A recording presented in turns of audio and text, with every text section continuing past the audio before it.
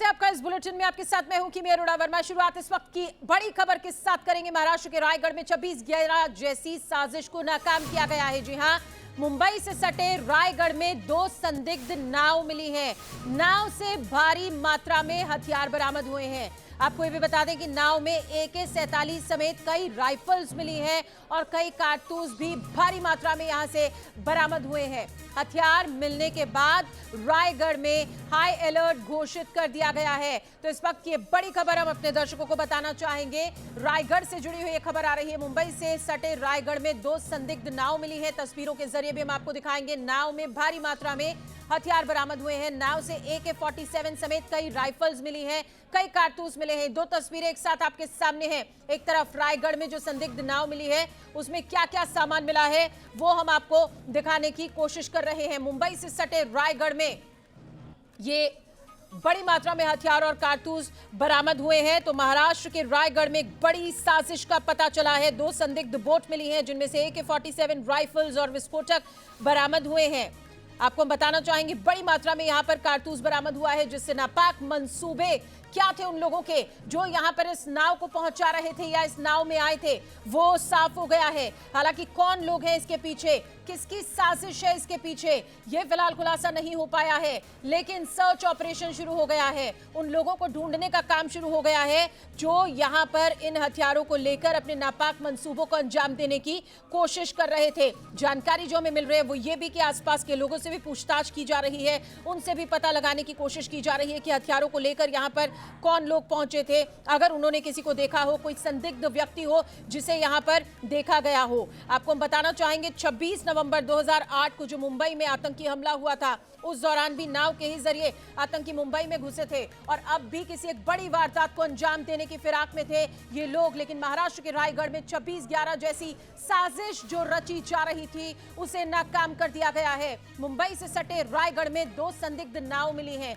नाव से भारी मात्रा में हथियार बरामद हुए हैं। नाव से AK-47 यानी AK-47 समेत कई राइफल्स और कई कारतूस भी बरामद हुए हैं। हथियार मिलने के बाद रायगढ़ में हाई अलर्ट जारी कर दिया गया है और यहां पर अब सर्च ऑपरेशन भी चलाया जा रहा है। सुरक्षा एजेंसियां चौकन्नी हो गई हैं और ये पता लगाने की कोशिश कर रही हैं कि आखिर कौन लोग हैं इस साजिश के पीछे और एक बड़ी घटना को अंजाम देने के पीछे। महाराष्ट्र के गृह विभाग ने पुलिस से अब इस पूरे मामले पर रिपोर्ट मांगी है। महाराष्ट्र ATS चीफ मौके के लिए रवाना हो गए हैं। अब से कुछ ही देर में ATS चीफ भी यहां पर पहुंच जाएंगे। हथियारों के विदेशी कनेक्शन की भी जांच की जाएगी। ATS चीफ की तरफ से बात कही गई है। तो नाव में AK-47 समेत कई कारतूस मिले हैं, जिससे क्या मंशा थी उन लोगों की जो लोग यहां पर इन हथियारों को पहुंचा रहे थे वो साफ हो गई है। लेकिन एक बड़ी कामयाबी भी इसे कहा जा सकता है क्योंकि महाराष्ट्र के रायगढ़ में 26/11 जैसी साजिश को अंजाम देने की कोशिश में थे कुछ ये लोग, जिसे नाकाम कर दिया गया है। अभिषेक पांडे हमारे साथ इस वक्त न्यूज नेशन संवाददाता जुड़ गए हैं, उनसे हम बात करने की कोशिश करते हैं। सीधे हमारे साथ वो जुड़े हुए हैं लाइव।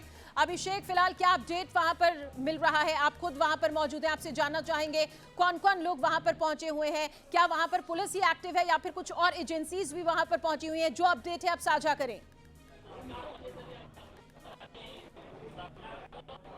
देखिए, ATS पहुंच रही है। ATS मुंबई से मूव कर चुकी है और ATS के कई अधिकारी वहां पर पहुंच रहे हैं। लोकल पुलिस स्टेशन के अधिकारी वहां पर मौजूद हैं और सबसे बड़ी बात है, खबर जो आ रही है कि ओमान की बोट बताई जा रही है। ये बड़ी खबर है कि ओमान की बोट बताई जा रही है। हालांकि इसकी अब तक आधिकारिक पुष्टि नहीं हो पाई है, लेकिन जो पुलिस सूत्र बता रहे हैं कि ओमान की बोट बताई जा रही है कि ये वहाँ की बोट है।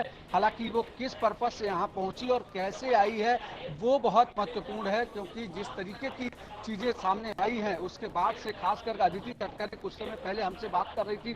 अदिति ने बोला है कि चूंकि कल दही हांडी का उत्सव है और ऐसे में कौन ऐसे व्यक्ति हैं जो कि वहां तक यहाँ तक आते हैं, किस तरीके से आते हैं और क्या उनका पर्पस क्या होता है, वो वोट कैसे आती है इस सीमा तक, वो देखना बहुत महत्वपूर्ण होगा।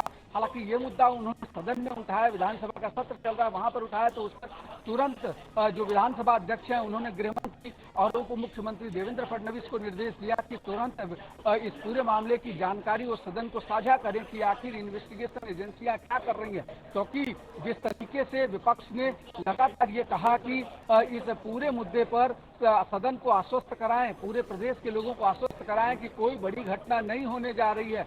आप रहे हमारे साथ। इस वक्त की एक बड़ी खबर अपने दर्शकों को हम और बताना चाहेंगे। महाराष्ट्र के रायगढ़ में मिली संदिग्ध बोट को लेकर एक बड़ी खबर आ रही है।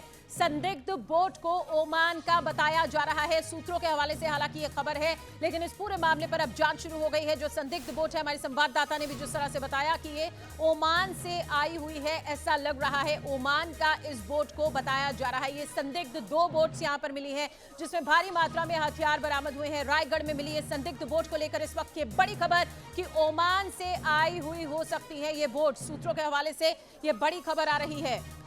रायगढ़ में ये संदिग्ध बोट्स मिली हैं और ये जो बोट्स है ये ओमान की तरफ से आई हुई लगती हैं।